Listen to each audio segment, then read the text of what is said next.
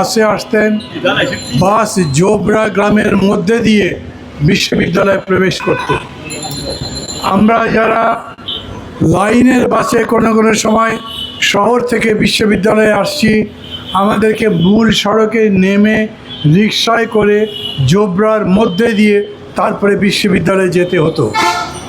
বিশ্ববিদ্যালয়ে ঢোকার জন্যে তখন ওই একটাই গেট ছিল, এবং আপনারা জানেন জোবরা পরবর্তীকালে বিখ্যাত হয়েছিল কারণ প্রফেসর ইউনুস তার গ্রামীণ ব্যাংকের কার্যক্রম ওই জোবরা গ্রামেই শুরু করেছিলেন। এটা ছিল 1968 সাল, আমি যখন ভর্তি হয়েছি। তারপরে অনেকগুলো বছর গেছে, পাহাড় কেটে রাস্তা বানানো হয়েছে এবং সেই রাস্তায় দুটো গেট হয়েছে। সেই গেটে এখন বাস চলাচল করে। অনেকগুলো বছর পরে চট্টগ্রাম বিশ্ববিদ্যালয়ে আমি কিছুদিন আগে গেছি। আমি ওই বিশ্ববিদ্যালয়ের ছাত্র ছিলাম বলে কথা বলছি না, আমি তো ঢাকা বিশ্ববিদ্যালয়ের ছাত্র ছিলাম। কিন্তু আমি এই দাবি করতে পারি, বাংলাদেশে যতগুলো বিশ্ববিদ্যালয় ক্যাম্পাস আছে তার মধ্যে সবচাইতে প্রাকৃতিকভাবে সুন্দর ক্যাম্পাস হচ্ছে চট্টগ্রাম বিশ্ববিদ্যালয়ে। একই সাথে আমি বলি, চট্টগ্রাম বিশ্ববিদ্যালয়ের পরিবেশ আমরা যখন পড়তাম সেই থেকে মাঝে রাজনৈতিক উঠতে পড়তেই ঝামেলা, দ্বন্দ্ব, সংঘাত তো হয়েছেই। তারপরেও এইবারেও যখন গেলাম, প্রফেসর ইউনুস প্রধান অতিথি ছিলেন, এটা একটা কনভোকেশন ছিল, খুবই চমৎকার পরিবেশ দেখলাম।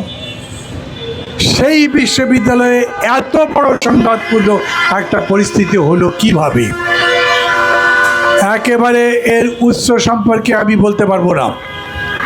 আমাকে যারা যারা রিপোর্ট করেছেন তাদের বিষয়টা এরকম, পত্রিকায় লিখেছে খুবই তুচ্ছ একটা ঘটনায় এটা হয়েছে। একজন ছাত্র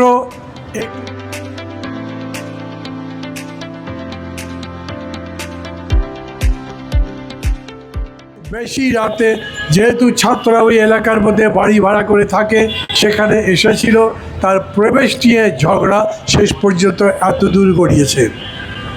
আমার অবাক লাগে, মাত্র 35 কিংবা 40 দিনে 1,500 ছাত্র জীবন দিয়ে একটা নতুন বাংলাদেশ গড়ে তোলবার আকাঙ্ক্ষা আমাদের মধ্যে তৈরি করেছে। আমরা মনে করি মানুষে মানুষে এখন ভালোবাসার সম্পর্ক হবে, সম্প্রীতির সম্পর্ক হবে, সহযোগিতার সম্পর্ক হবে।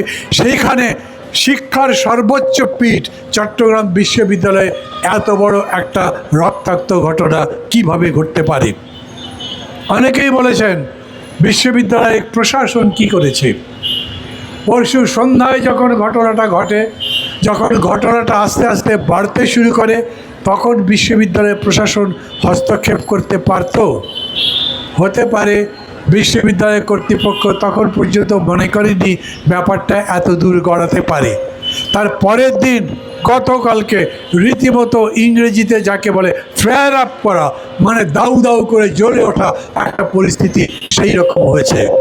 আপনারা তো শুনেছেন 2 জন শিক্ষার্থী আইসিইউতে আছে, জীবনের সঙ্গে লড়াই করছে। সকালবেলা যখন আমি খোঁজ নিতে ফোন করলাম, তখন আমাদের সংগঠনের ওখানে যিনি আছেন তিনি বললেন এই 2 জনের জীবন আশঙ্কা আছে, মারাও যেতে পারে। আমি সবাই দাঁড়িয়ে বিশ্ববিদ্যালয় কর্তৃপক্ষের চাইতে বেশি করে দেশের যারা কর্তৃপক্ষ তাদের কাছে জিজ্ঞেস করি, এই 2টো ছাত্র যদি মারা যায় তার দায় কে নেবে?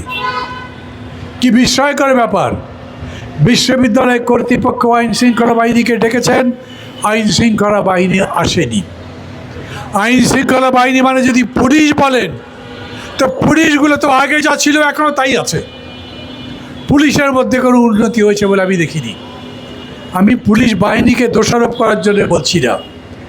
15 বছর ধরে যারা ক্ষমতায় ছিল সমস্ত অত্যাচার নির্যাতন এই পুলিশদের দিয়ে করিয়েছে, র্যাবকে দিয়ে করিয়েছে, অন্যান্য বাহিনীকে দিয়ে করেছে।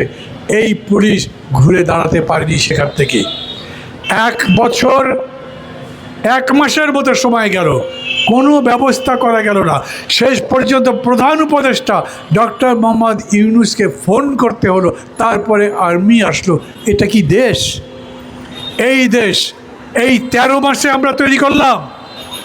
আপনি চট্টগ্রাম বিশ্ববিদ্যালয়ের কথা বলছেন, একই কথা বলি, এত বড় ঘটনা ঘটেনি। তারপরেও রাজশাহী বিশ্ববিদ্যালয়ে আমরা অতীতে এরকম বহুবার দেখেছি স্থানীয় লোকজনের সঙ্গে ইউনিভার্সিটির ছাত্রদের গোলমাল। আমরা দেখেছি বিনোদপুরের পরে কৃষি বিশ্ববিদ্যালয়ে শিক্ষার্থীদের সঙ্গে ওইখানকার স্থানীয় লোকজনের বিতর্ক হয়েছে, মারামারি হয়েছে, রীতিমতো রাত্রে দাবল্লভ নিয়ে লড়াইয়ের ঘটনা ঘটেছে। অতীতের সরকারগুলো এইগুলো মোকাবেলা করেনি, তাদের কথা এখন বলে লাভ নাই। কিন্তু এখন যারা এসছেন তারা কি করছেন?